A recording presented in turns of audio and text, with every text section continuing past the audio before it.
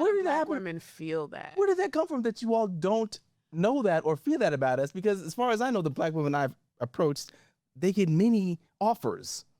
And it's mostly always black dudes that are coming up to them. So where is this not happening to where the majority of you think we don't like you or love you?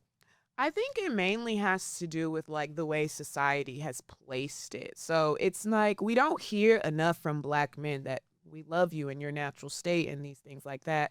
And you know how kind of like they say, don't fix it if it's not broken. So let's say you break a plate, right? You're like, oh, I still want to use the plate and I don't want to get rid of it.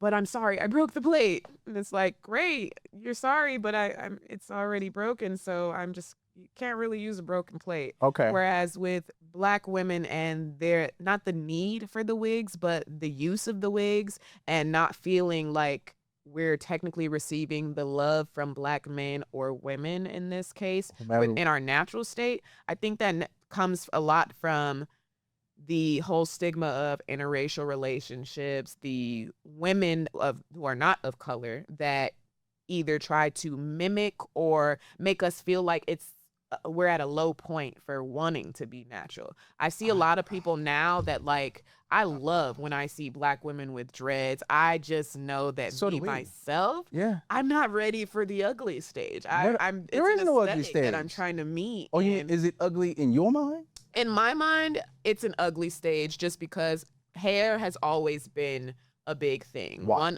One of the things that I remember growing up was we had to make sure our hair was in tip-top shape wherever you go. You don't want to go outside looking a certain way because people talk. Where'd you get this idea from or this thought process from? So I probably got it from my family just because, you know, as a black girl, you're born into having the perms, the flat irons, the hot combs, the ponytails and ball barrettes and things like that. So growing up, it was always like you had to have your hair suitable so that nobody's looking at you crazy. Presentable, right. Yeah. As a little black girl, right. I have sisters. I have 2 daughters. My wife's black. My girlfriends were black. So I understand. My mother's black, of course. I understand the black female struggle with hair. Yeah. But I don't, up until a certain point, remember when I was a child seeing wigs the way I do now. I can remember my mother and sisters putting their hair up at night, putting the rollers on, or getting up early, doing what they got to do to make sure it looks great. Yeah. And you know, and like I said on the previous one, they looked great and they took pride in their hair. They got up early to get it going. And don't touch my hair, of course. And of course you ain't getting in the pool.